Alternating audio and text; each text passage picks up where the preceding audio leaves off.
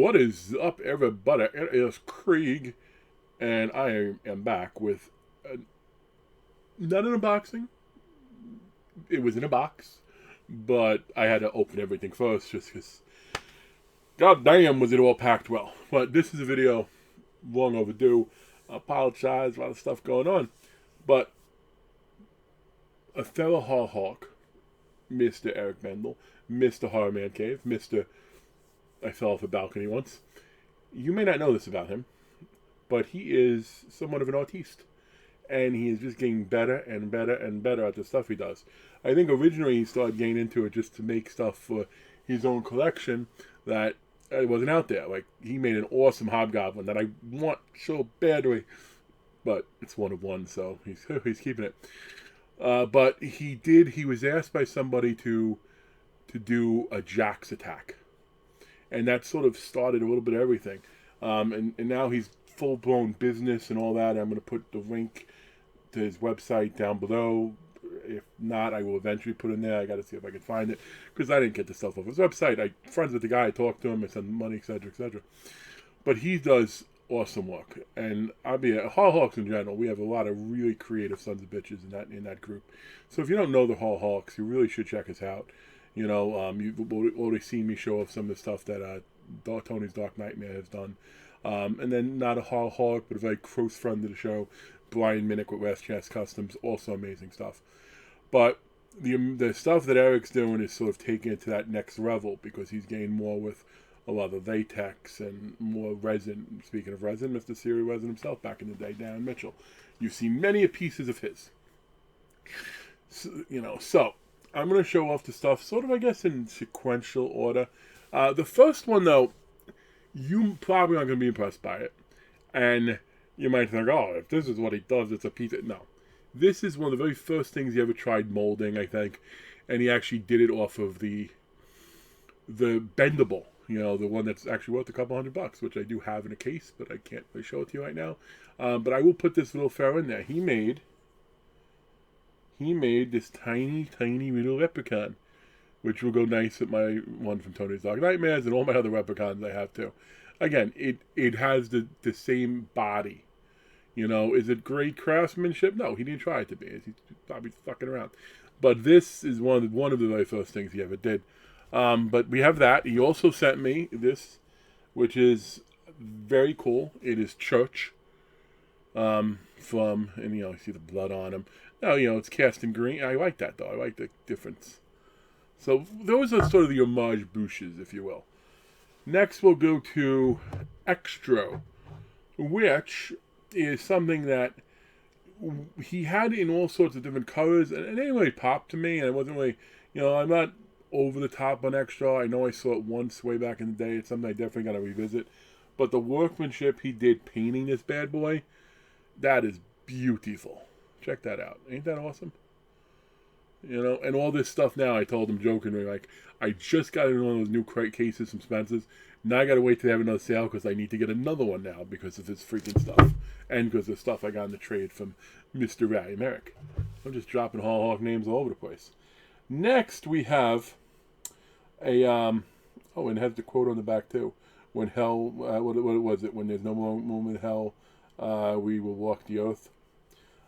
This is Dawn of the Dead, which is a favorite by many in our group, in the Horror Hawks, at least of the immediate Horror Hawks folks. Look at that, but check this out. He's got there's a little skull in there. You see the jaws. I love the workmanship in this bad boy. And I imagine if you lit it up from the back, it would probably look phenomenal. Okay, now those are cool. Yes.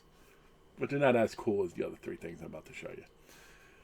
Yes, I did get a big purchase from Eric, but you know what, man, it was one of those deals that sort of came up with talking organically, and I'm like, man, yeah, sure, let's do it. More the merrier. I love House 2. I did have, and I don't know where it is at the moment. I can't, let's see. No. I can't really find it, I don't think. Right now. Maybe it's my Fade to Black lunchbox. Yes, I have a little Fade to Black. No, it's not here. Although I did just find a couple of Cryptic Human pieces I was looking for.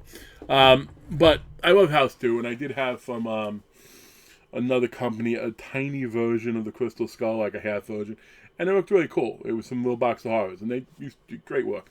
But this son of a bitch made what I mean, I got to go back and watch the movie. I'm pretty sure it's screen accurate, size wise. We got the Crystal Skull. You know, I don't know if it's gonna grant me eternal life. But this, I freaking, and this is heavy too. Like you could, if you walked and said, "Hey, how many of my collectibles could be used as a weapon?" Now, if I discount, if I don't count all the signed weapons, and I had to pick one collectible to kill somebody with, not that I would, this might be one of my go-to ones because it's heavy and boom, back of the skull, you got. Don't mess with dogs. But anyway, that's awesome. And then we have Piranha. And it's not even that he cast the Piranha from, and I believe it's an original mold that he got his hands on from somebody. But he also has the way to display it.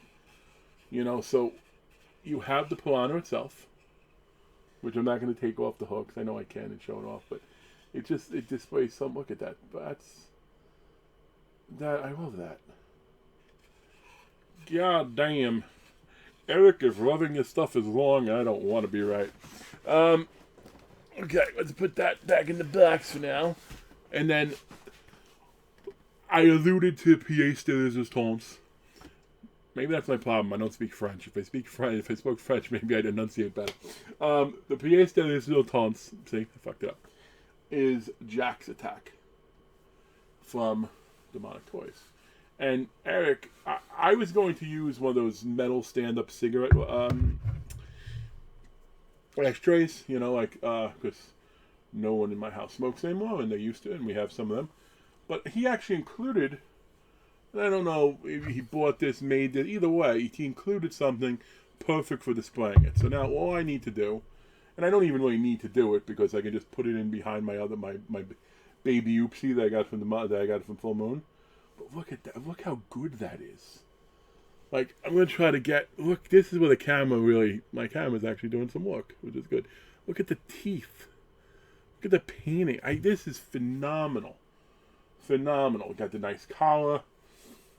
It'll display amazingly. It display amazingly well.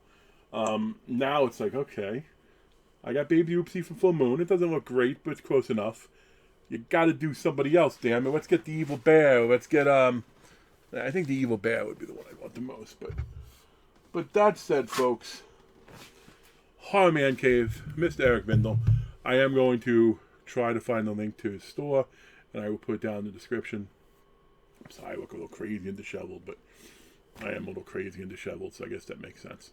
But as always, man, thanks for checking out my video. I do appreciate it. I did hit up the winner for my one contest, the one that ended in July. That was a while ago. Not ended. It ended, yeah. But the one that ends in August is still alive. If you find that video and you do what you got to do, well, you know, have some fun with it. I don't tell you where it is, though. It's one of those things. You watch the videos, I drop them like Easter eggs. But have a good one, everybody, and peace.